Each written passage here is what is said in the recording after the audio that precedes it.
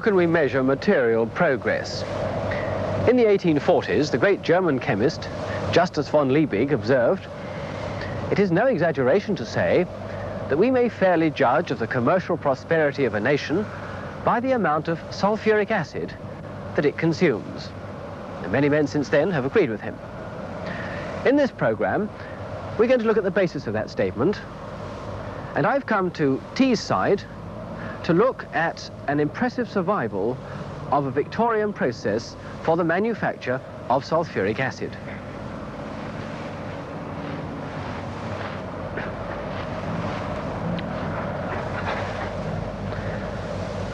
Behind me is the last surviving plant in the British Isles for the manufacture of sulphuric acid by the so-called lead chamber process.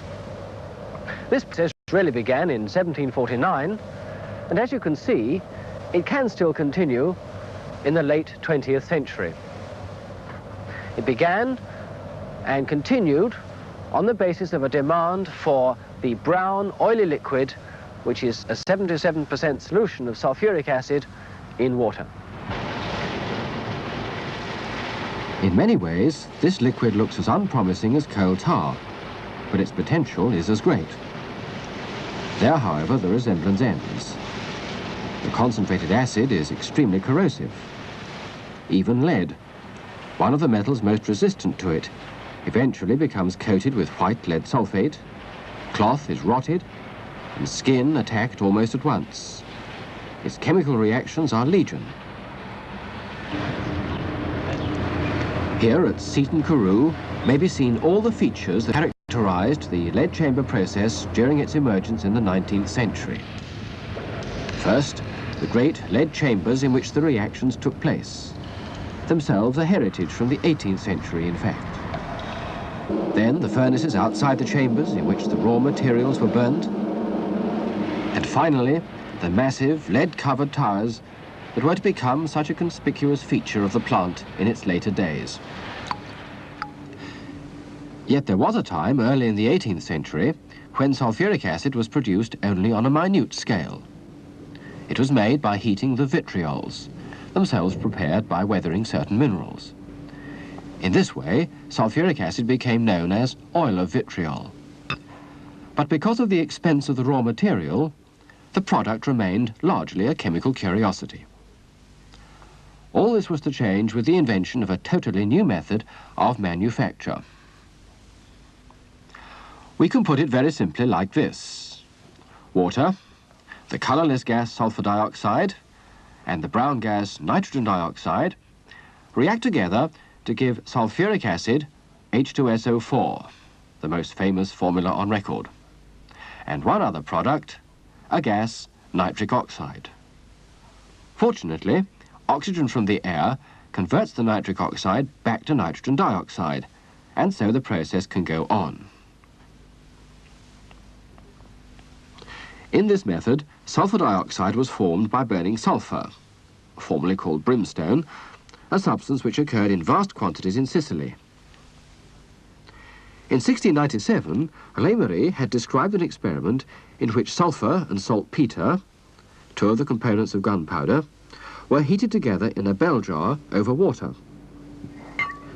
The white fumes that are given off dissolve in the water to form a very dilute solution of sulphuric acid.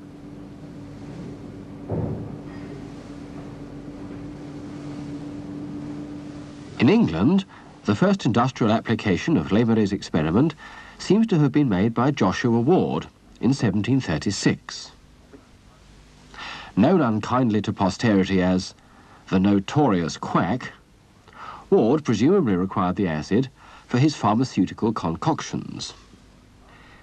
He employed glass vessels of about 60 gallons capacity. The new supply stimulated a new demand, although it was a demand which Ward's equipment was quite unable to fulfill. Sulphuric acid will pickle or clean away the corrosion from a metal surface.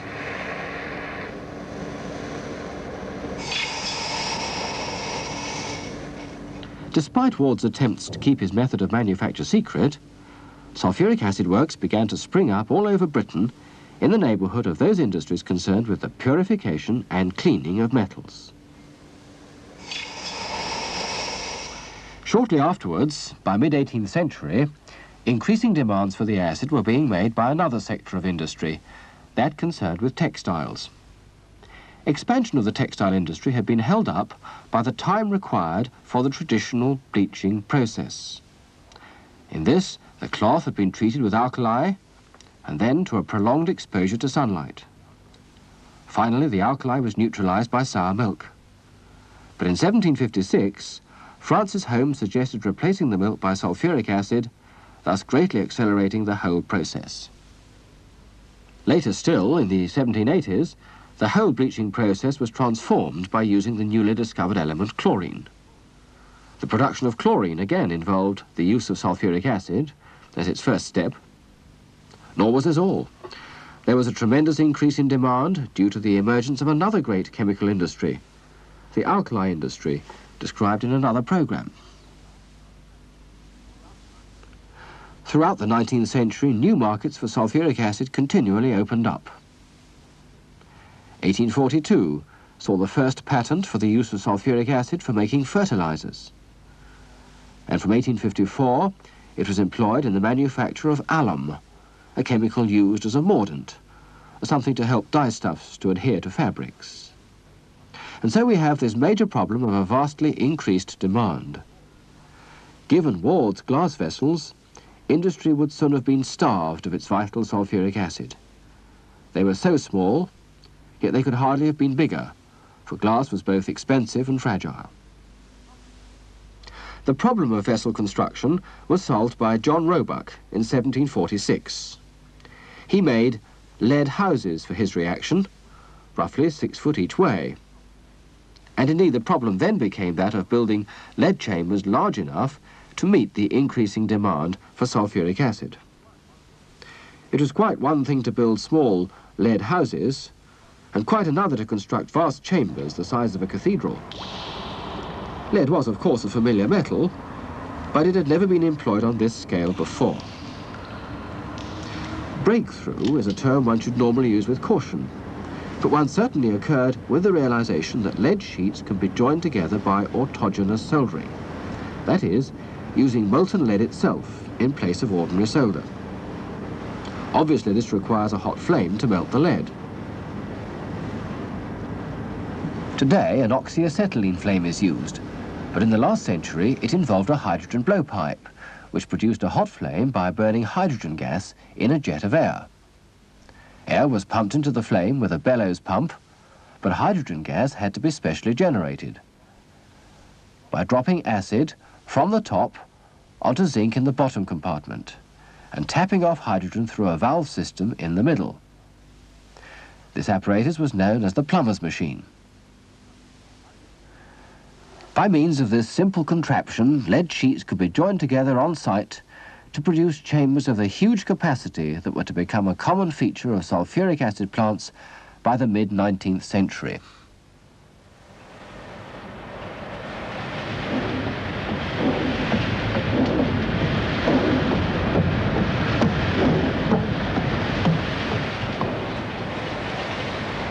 Only with chambers of this size could sulphuric acid be produced on anything like the scale demanded by the new industries.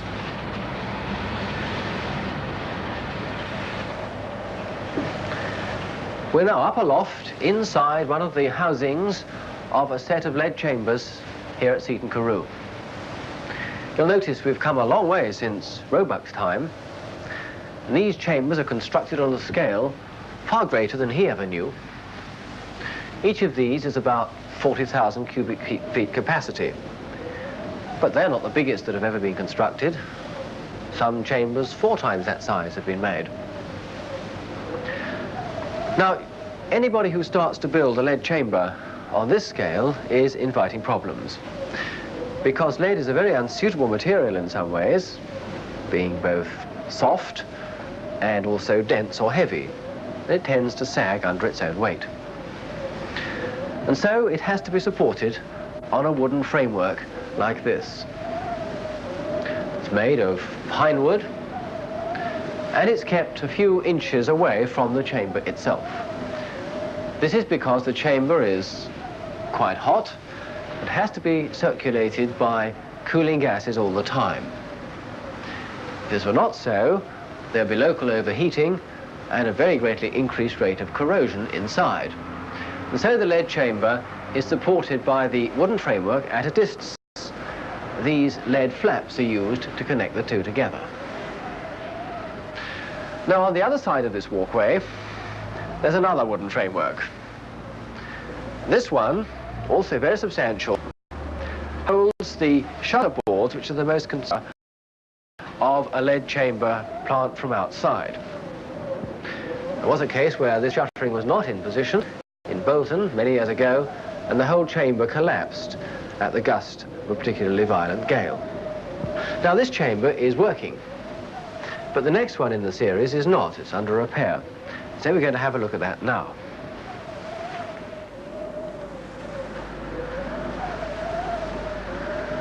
This is the lead chamber that's under repair. It doesn't normally have a hole in it this size, but it does enable us to see some of the interesting things inside. We can see the thinness of the lead, about 1/4 of an inch thick, perhaps. The depth of acid at the bottom. That's about 1/3 of what it would normally be.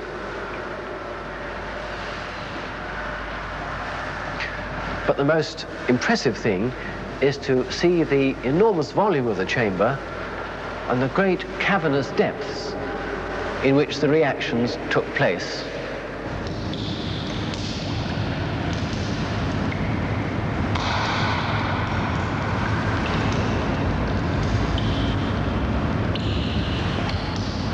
Wherever there was a need for sulphuric acid, a plant was erected, because at the end of the 18th century the roads were so bad that it was quite impossible to transport the corrosive sulphuric acid for any great distance. There was another factor as well, and that was that in Roebuck's time there was a very considerable amount of successful industrial espionage by which these prized secrets were obtained by rivals and competitors.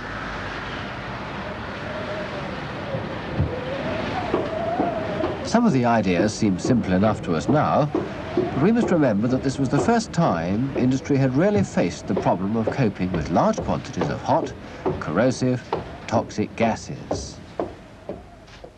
It was not until 1810 that the idea was put into effect of producing the gases in a furnace outside the chamber, and then leading them through a series of chambers until the chemical reaction was complete. This gave a continuous process, which meant that an efficient means of cooling the lead chambers from the effects of the hot gases had to be found. These problems were often solved by raising the chambers on wooden supports high above the ground, as can be seen at the sulphuric acid plant at Seaton Carew.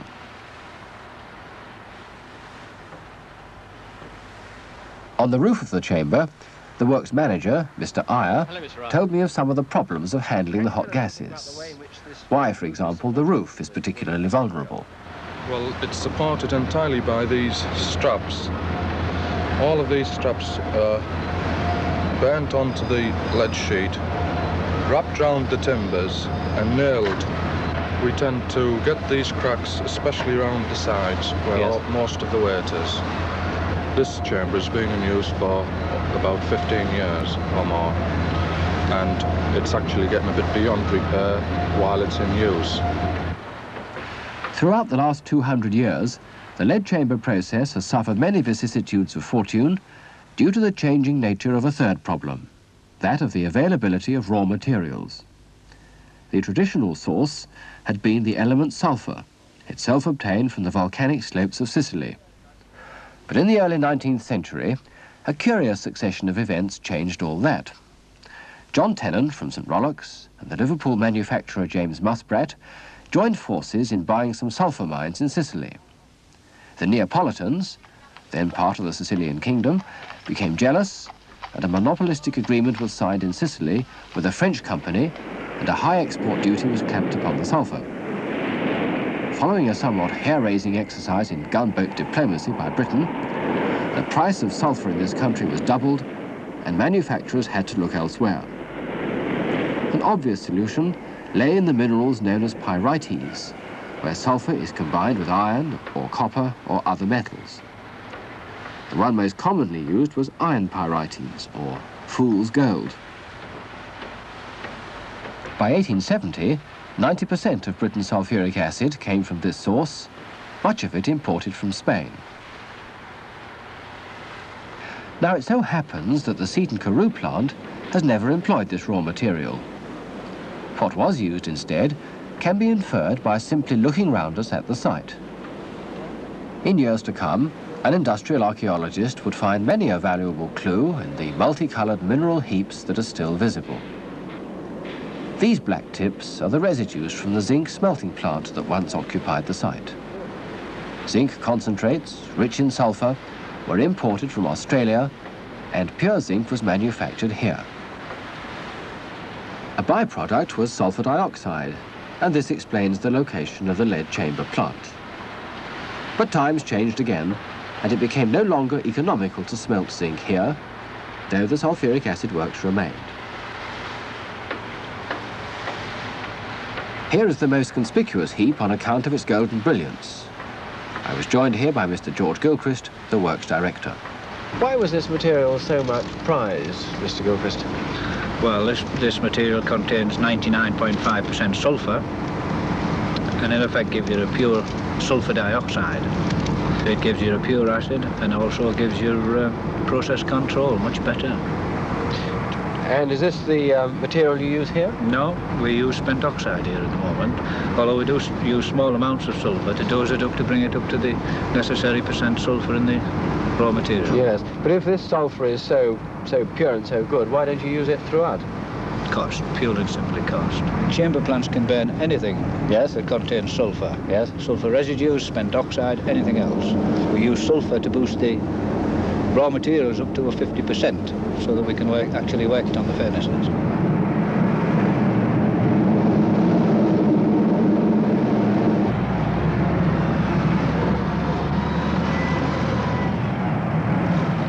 So that instead of sulphur, you use this other material, spent oxide? Yes. Where did it come from? From gasworks and anywhere where you've got coal gas purification, carbonisation of coal. So it's a product of the purification process? That's it. What's it like to use it today? Well, you have a lot of trouble with it because you get a lot of ferric oxide from it, and dust and one thing and another, so you've got to have the dust removed before it goes through the plant. I see. Could you tell us something about this? Well, we get impurities. Yes. We get impurities, we get iron oxide and other impurities going into the acid stream. Sure. And the ferric oxide is the other main product you get? That's right, as a byproduct. Where does it go? Well, we used to send it back to the gasworks for revivification. Yes. In fact, they used to purify gas for it, but just at the minute it's on the market. So, in one way or another, different processes in the United Kingdom solved their problems of raw materials.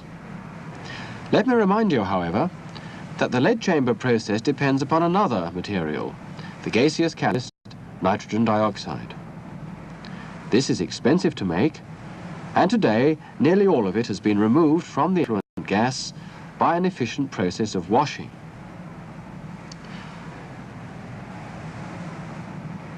However, in the 19th century, vast amounts were lost into the air, wasting a precious resource and causing a severe problem of atmospheric pollution. In 1827, this pollution problem was solved by the French chemist Gay-Lussac. He devised a tower which was filled with coke. The function of these glass cylinders, or the coke in the real thing, is to provide a large surface area to enable the acid and the gas to come into close contact. The effluent gas from the lead chambers goes in at the bottom, and it meets a stream of fairly concentrated sulphuric acid running down from the top, which dissolves much of the oxides of nitrogen, and the effluent gas is therefore much purer. This has solved the problem of pollution, but it has meant that the acid which runs away from the bottom of the tower contains the expensively produced oxides of nitrogen, and this was very bad economics. This difficulty was overcome by John Glover in 1859. He devised another tower which now bears his name. It's the tower in the middle of the picture, between the furnace and the chambers. In this way, hot furnace gases pass in at the bottom of the tower. they sweep right up it and encounter the acid which runs down from the top. Now this is the acid which contains the dissolved oxides of nitrogen. And as it runs down the Glover Tower, meeting the furnace gases going up, a reaction takes place and the nitrogen dioxide is expelled. So this catalyst that we call nitrogen dioxide is absorbed in the tower devised by Gay-Lussac and released and recycled into the chambers in the tower invented by Glover. The packing of the Glover Tower turned out to be very important, as Mr. Fred Bryan explains. This is the way we used to pack the tower for spent oxide. The idea of the 4-inch rings is to restrict the flow of gas going up too quick. Therefore, the acid coming down and the gas going up, it strengthens the acid. If it goes up too quick, the acid is not strong enough. So the Glover Tower, in fact, has this other function of concentrating the relatively weak acid from the lead chambers. This acid also is stored at the top of the Glover Tower. And if it is allowed to run down, the ascending hot gases will drive off the water, so concentrating the acid as it flows from the top to the bottom. This then is the end product, 77% sulphuric acid running out of the Glover Tower into the storage tanks. Let us take stock of the progress made. Gradually the problems of demand, construction, raw materials and pollution were solved, but one remained, the question of purity. The acid is usually brown, due to iron oxide from the raw materials. It may also contain arsenic from the same source, and a little dissolved lead. This makes it totally unsuitable for a whole range of uses. But most of all, it has 23% of water, as measured by its density. And removal of this by distillation is very costly in both fuel and time. This, in fact, remained a major problem. But none of these disadvantages was inherent in an alternative process which gradually replaced its older rival. This was known as the contact process, which dispenses with lead chambers altogether. Mr. Gilchrist explained why his company chose this method for their new sulphuric acid plant. Plants are getting bigger and bigger and bigger. Yes. 700 tonnes a day, 800 tonnes a day, and here we talk about 380 tonnes a week. I think that's the point. Yes. But you wouldn't build another bigger lead chamber plant? No. Initial capital cost would be too much. In fact, here we're talking about £300,000. Yes. When you could build a contact plant that would make twice as much as that for a lot less. Yes. So we'll never see one like this again?